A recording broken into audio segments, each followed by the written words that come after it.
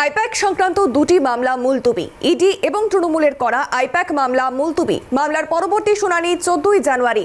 আইনজীবীদের বিশৃঙ্খলা, কোর্ট রুমের ভেতরে এই মামলায় না থাকা, আইনজীবীদের চিৎকার চেঁচামেচি, ঘরে ঢোকার জন্য প্রবল চেষ্টা করতে থাকেন তারা। এরপরই এজলাস ছেড়ে উঠে যান বিচারপতি বলে যান মামলা আজকের মতো মুলতবি। পরবর্তীকালে তিনি অফিসারের মাধ্যমে জানান আগামী 14 জানুয়ারি মামলার পরবর্তী শুনানির দিন ধার্য।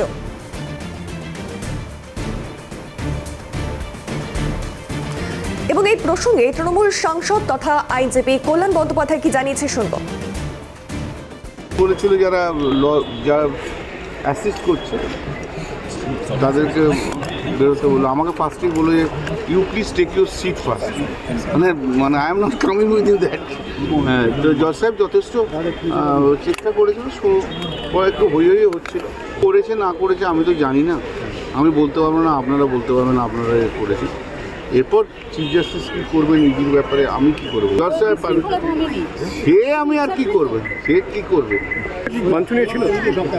দেখো, বিশৃঙ্খলা কি শৃঙ্খলা আমি এটা বলতে পারবো না, যে লয়াররাও interested to hear the matter. কোনটা বিশৃঙ্খলা কোনটা শৃঙ্খলা এ আইডেন্টিফাই করার মতো আমার পজিশন নয়, এটাই আমি বললাম।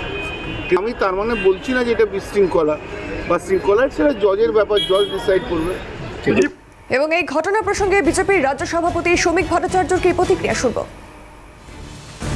যখন ইডির করা মামলার শুনানি হচ্ছে তখন কোর্ট রুমের ভেতরে তৃণমূল কংগ্রেস নিজের লয়ার সেলের সদস্যদের ঢুকিয়ে দিয়ে পুরো বিচার ব্যবস্থাটাকে হাইজ্যাক করার চেষ্টা করলেন, যার জন্য আজ শুনানি পিছিয়ে গেল।